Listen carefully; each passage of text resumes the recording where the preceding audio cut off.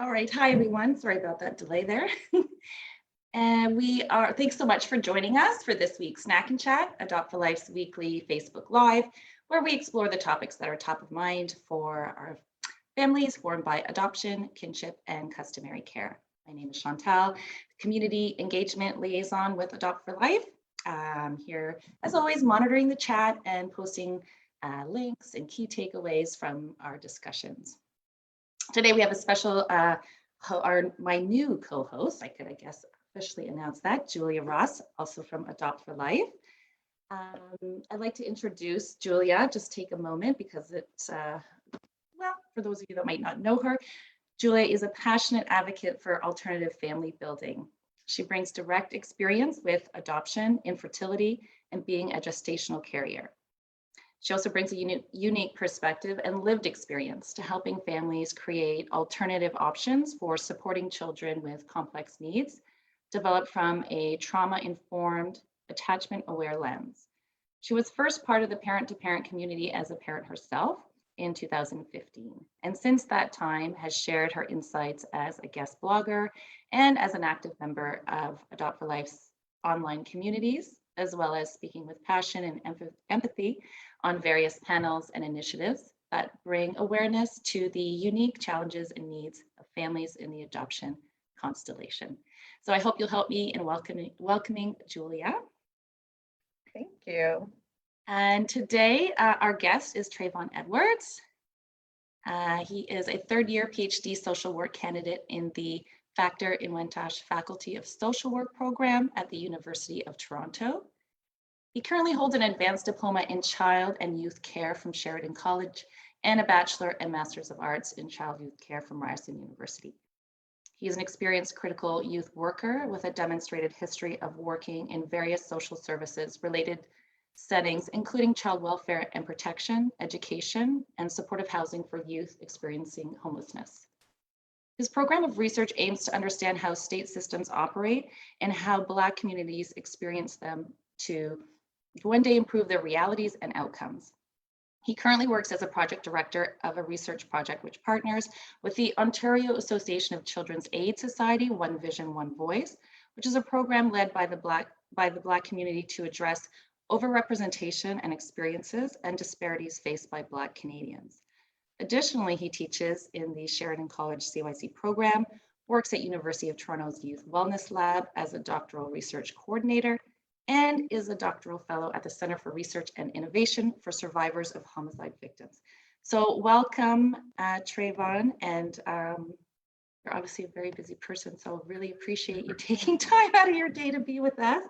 And I know that Julie and I have been really looking forward to this discussion, and I'm sure our community parents and caregivers are as well. So I'm just going to pass it over to Julia because there are tons of questions, and this 45 minutes always goes fast. So over to you, Julia. Yes, absolutely. We hope to get to all these questions because we want the answers. So I'm so excited to be here with you. Thank you for your time. And we'll get started right away. Beyond your bio, what more could you tell us about yourself? I'm 29 years old. I am a Toronto and Peel local. I grew up in the area of Jane and Shepherd for like the first half of my life and then moved over to Peel from like 16 onwards. So, had diversity in those two areas. I'm a huge fan of anime. That's a fun fact. I love like Naruto. I love sneakers. If you ever see me talking sneakers all day, it's not research. I'm a huge traveler. I love to travel, particularly to the Caribbean. And I am very, very big on family and community. Wonderful. So I guess the pandemic has put a halt on your typical travel. Unfortunately, yeah. Yeah, well, you'll be ready when we can, right? Mm-hmm. So tell us, what was the motivation behind the focus of your research? So I know I'm relatively young, but when I was in the front line for about 5 to 7 years, I've noticed a lot of practices that I questions and just to what end was it benefiting the families we were hoping to serve? And I constantly pondered on these frontline initiatives and practices, and that caused me to kind of keep going to school and asking these things I was directly seeing on the front line in my class. And to my surprise, there was actually no answer to these questions. So this kind of caused me to provoke a bit more and more till eventually I was engaged in a bunch of research projects that started exploring this phenomenon of racial disparities of Black families alongside community. And I've been working alongside a community network, Black Community Action Network of Peel, for the last 5 years, exploring these issues. And in tandem with my experience on the academic side, I said, wouldn't this be a great opportunity for me to pursue my PhD in social work, to equip myself with the skills needed to effectively shift policy and practices? So really just seeing some of the disparities and practices on the front line really inspired me to do the research and once again pursue my PhD to hopefully one day shift the realities of Black families in these systems. Yeah, for sure. So you identified a need and went to work. That's awesome. Yeah. Can you share a little bit more about the study and research and what the data is that you are capturing? Yeah, so right now I'm actually engaged in so many amazing projects. So we now don't call it a research project, we flip it, we call it a program of research.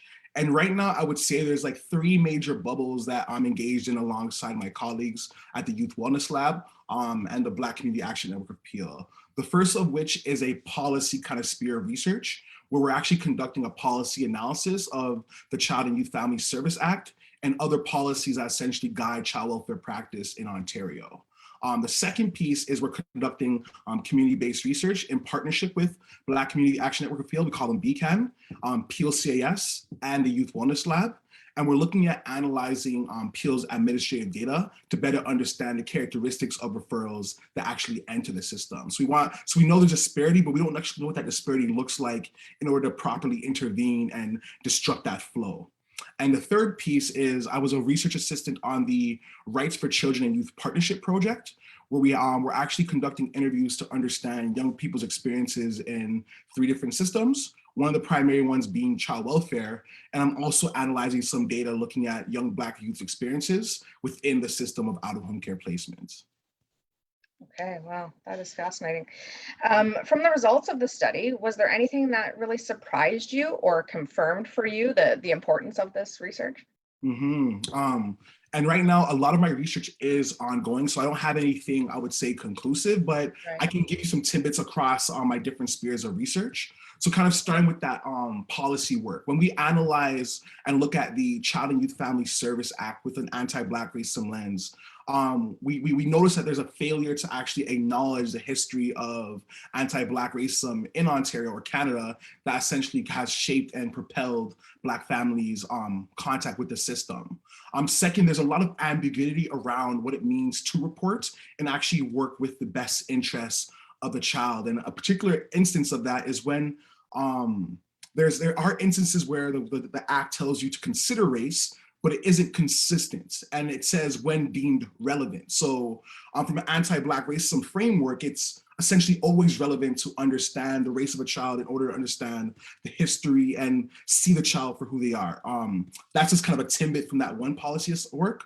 We are also looking at the administrative data I mentioned with community, with PLCS. And one thing that's kind of stood out to me, and I have to really applaud PLCS for supporting the work around systems change, is we're noticing that there's a lot of data from our referral sources missing that tells us, so there's a lot of data missing from our referral sources. So we don't actually know, for example, the race of the child until deeper levels of involvement within the child welfare system. So this also kind of limits our understanding of who's being referred to the system before they actually enter the system and what that actually can be done to interject and divert from actually entering the system altogether. So that data analysis is still ongoing, but that was one of the things that stood out to me in the forefront. And from the Rights of Children and Youth Partnership, we were recently working on a paper, and it was some pretty interesting findings, because we know that young people that often enter care are experiencing a whole bunch of circumstances and probably trauma as well. And oftentimes these traumas manifest in the form of behaviors. I'll put in quotation marks, troublesome behaviors. But a lot of the younger people, and as we know as practitioners, express that these behaviors are deep rooted, right? You can't look at the behavior as themselves as the issue. We understand there's underlying things that have caused the behaviors to be happened. So a lot of young people express being transferred within their out-of-home care placement from circumstance to group home to foster care to kin care back to group home, like a nexus of just placement instability. And one thing they were articulating was their behaviors were often misunderstood and pathologized. So oftentimes these behaviors of like, and oftentimes aggressive would be misunderstood as violent acts when we know that these things are often exacerbated trauma symptoms. These young people are really calling for cries of help. So a lot of times young people would actually cause these behaviors on purpose to one, either hope in hopes of finding safety in another home, in hopes of maybe going home one day, or just in hopes of actually securing safety within a placement. So oftentimes the behaviors were very nuanced, and young people just felt that they weren't being understood for the behaviors that they were demonstrating. So that these are in short just some of the tidbits of findings across our program of research. Right. Yeah. Well, that makes sense. And it makes sense how that would sort of help direct the path too of the research once you identify these things. Mhm. Can you share more about the partners and the support that you've received throughout the research and how that has impacted? Yeah, I have to say first and foremost that this research could not be possible without any of my partners. I just want to start with that. I want to give a special thanks to my partners at the University of Toronto. That's the Youth Wellness Lab. That's Dr. Bryn King and Dr. Stephanie Begun. And they both played a critical role in mentoring me and really supporting me in growing as a researcher, but also as a community-based researcher. That's the nuance in kind of balancing both those hats, as well as Dr. Barbara Fallon, who's also been a great support system for me in my PhD journey thus far.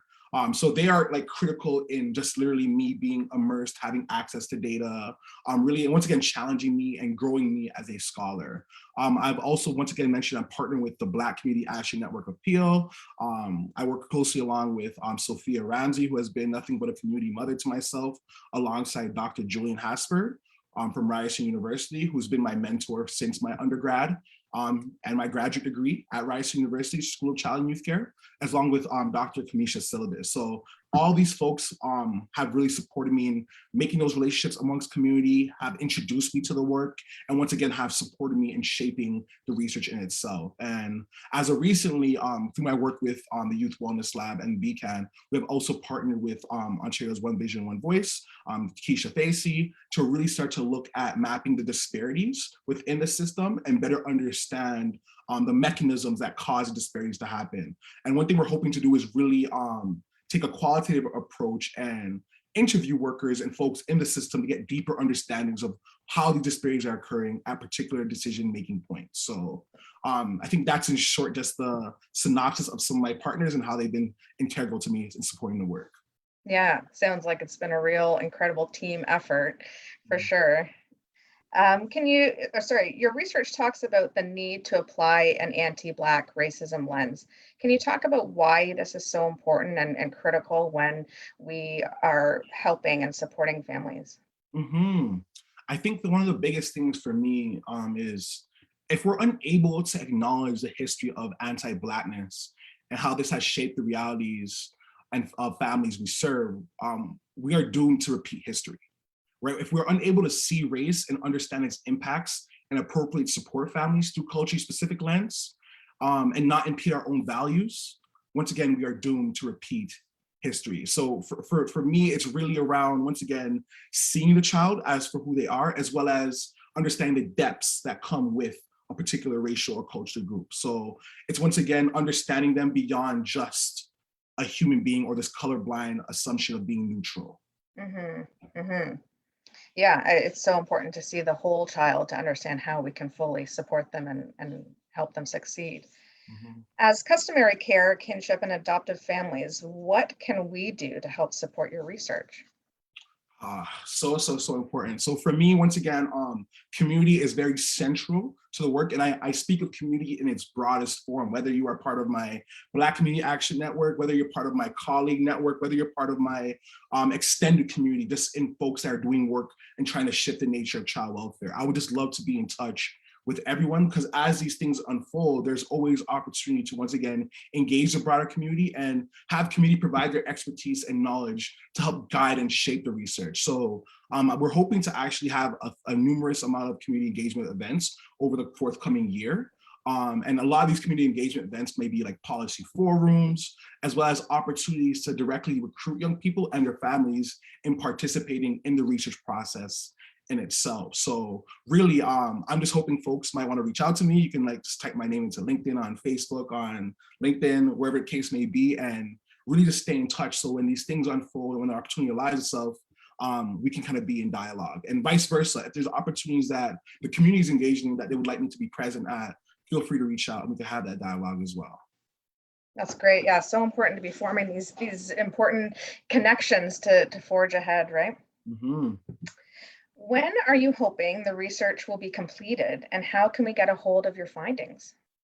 So I imagine the research will be ongoing, and a part of that is to share the findings as the research goes along. So we're actually in the midst of getting a couple of these articles out in the academic sphere. So I'm hoping a lot of them are published literally in the later this year or early 2022.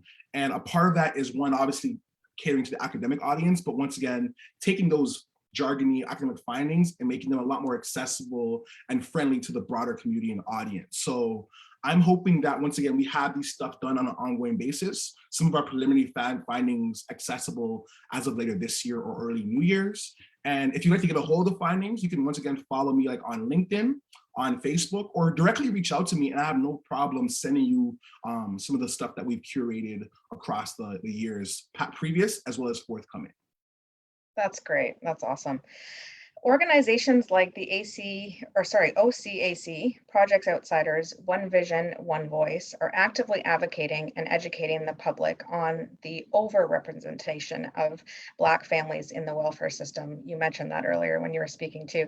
What changes do you believe need to happen? What do you think is missing?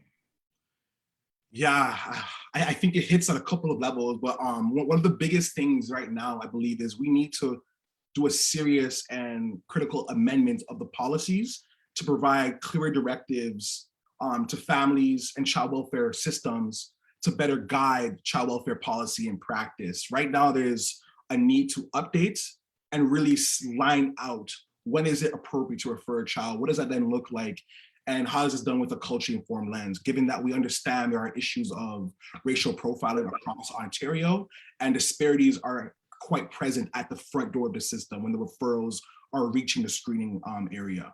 So really just a need to really look at and analyze policy in order to make some changes to mitigate that flow of disparity into the system. I think we also need to really critically assess the system's capacity and assess what it's good at and maybe what transcends its scope. To really start to think about its limitations and where communities and other organizations can really support and work in tandem with child welfare to be a divergent from actually entering the system. So we know right now a lot of folks, particularly young people entering the systems, would benefit from mental health support systems, but then the mental health system is also quite overwhelmed in itself. So really thinking about the capacity of child welfare in that regard, and maybe diverting some of those resources to open up more opportunities for that support. So if young people and their families don't end up in more intrusive levels of involvement within the child welfare system. I think there also could be benefits of having more culturally appropriate services for diverse families across Ontario, as well as, once again, programs that consider just the wraparound needs and support of families that might enter. So even if there is a need for the system, how are we then reaching out to their broader communities and support systems to think about this in a holistic manner? Yeah, for sure. That real proactive approach and preventative pieces is so key. That's really. Has your research found any outcomes that help shine a light on what needs to change? The accessibility of mental health, you were just mentioning that, rather than the child welfare system. Yeah, it's a tricky question. I would say, and this may not be a shock to some, but a lot of families that do enter the system often are in financial need, right? And I feel like there's really a need to do further research and evaluate what that means to be in financial need, and once again, whether or not the child welfare is best positioned to intervene in a family that has these financial needs, right? Like maybe there's alternative approaches to supporting a family that might need food to get through the week or the month or whatever the case may be. So really thinking about those issues, as well as we know that right now family conflict is also a reason why a lot of young people, particularly folks in their teens, are entering the system, particularly out of home care services. I really think there would be benefits to exploring conflict resolution manners to once again mitigate that deeper involvement in the system. Are there any mechanisms like family group conferencing that might be a benefit to this family to once again think about the reunification of that unit?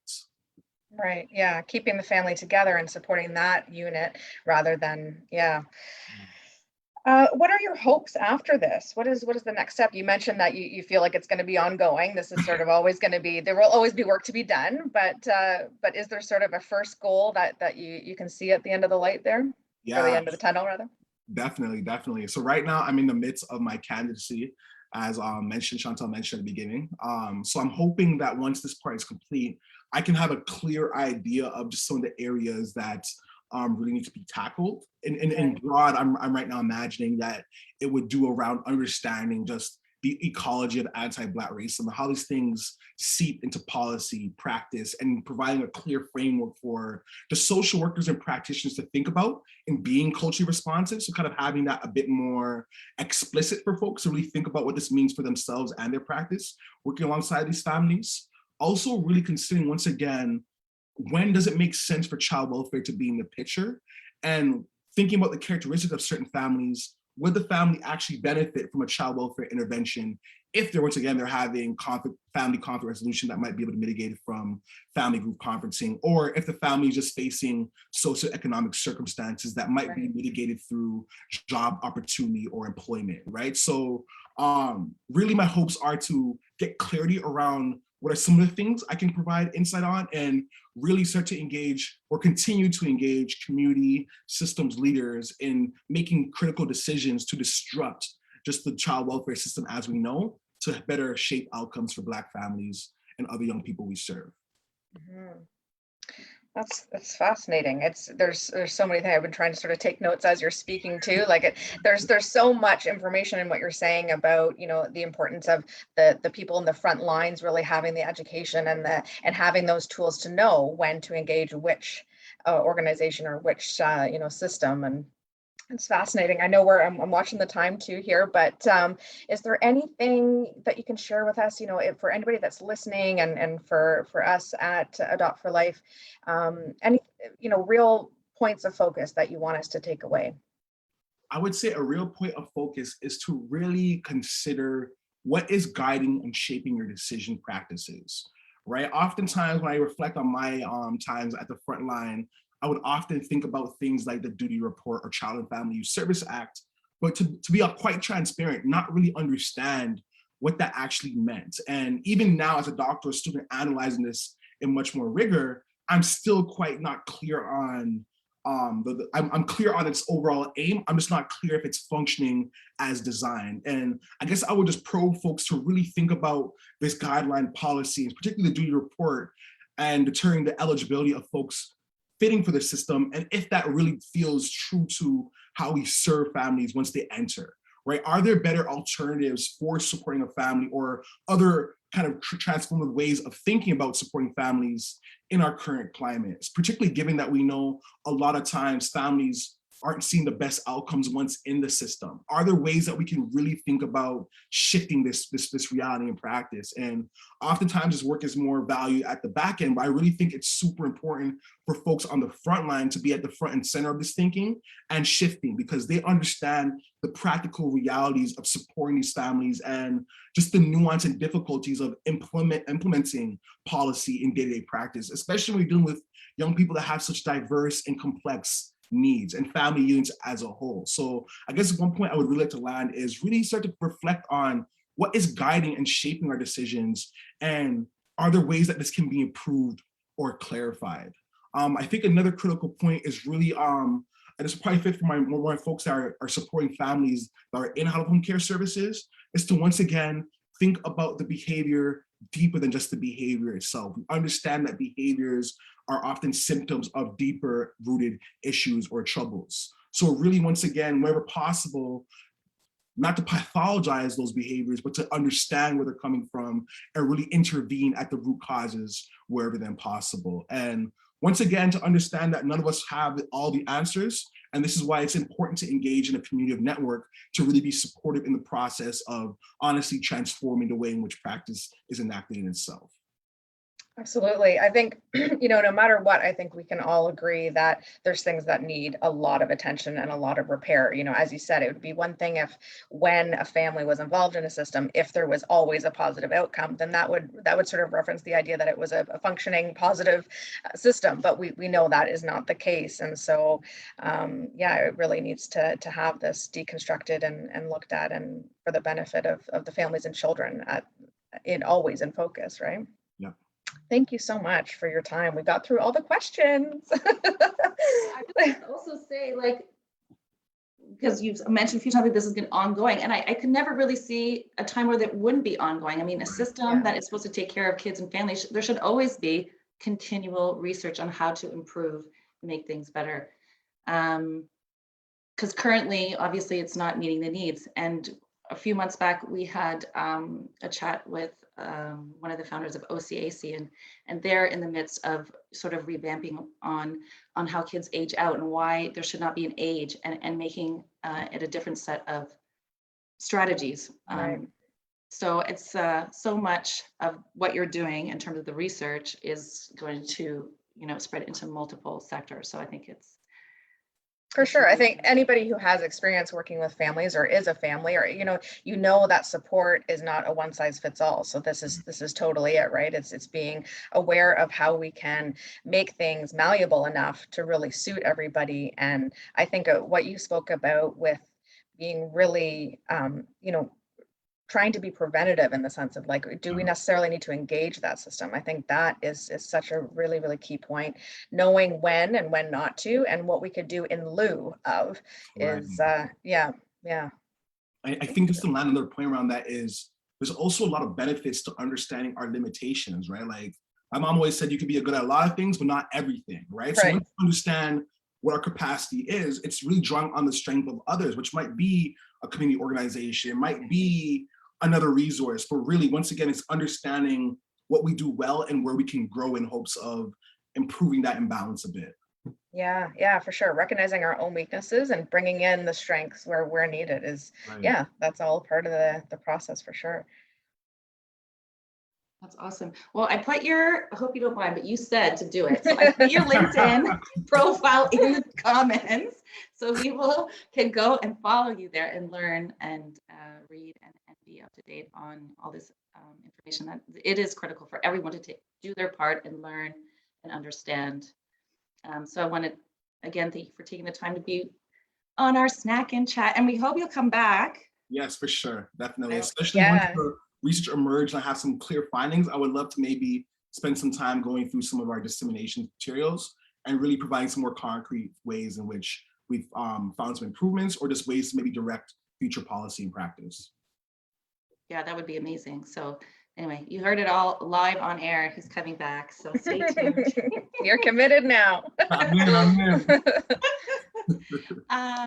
So unless I can give you another minute if there's a certain message that you wanted to expand on or get out, but we have time before I close out. I'll just say, oftentimes, especially me being a community-based research, I never really understood the benefit of research until I really got immersed kind of in it. And I always felt like research was out of my hands, out of my reach, or something that I couldn't engage in as a frontline child and youth care practitioner, given that research isn't always an activity given to youth workers on the front line. And the minute I was able to find that need, I understood how practitioners, families, and communities were imperative to supporting meaningful and impactful research. So even if it's not a conversation of you getting involved in the research, maybe it's a conversation about us connecting the dots between just things that you're noticing on the front lines and maybe gaps that I'm noticing, or things that I have to maybe support frontline practice and policy. So really demystifying what research is and understanding that we're all a part of that process in some way, shape, or form. Yeah, no role too small, right? If you're involved, your voice is important. Yeah. Well, and communication, right? Like there's just having that open dialogue about those things. That's all great. Mm-hmm. So I think we'll leave it at there until you want to come back. You'll have to share what you have learned as this process is ongoing. I'll let everybody know that next week, I'm gonna find it here. Next week on Snack and Chat is the author, S.P. Joseph Lyons, is joining us. He has written many books, but he's coming on next week to talk specifically about a book he wrote called Little Bear in Foster Care. So stay tuned.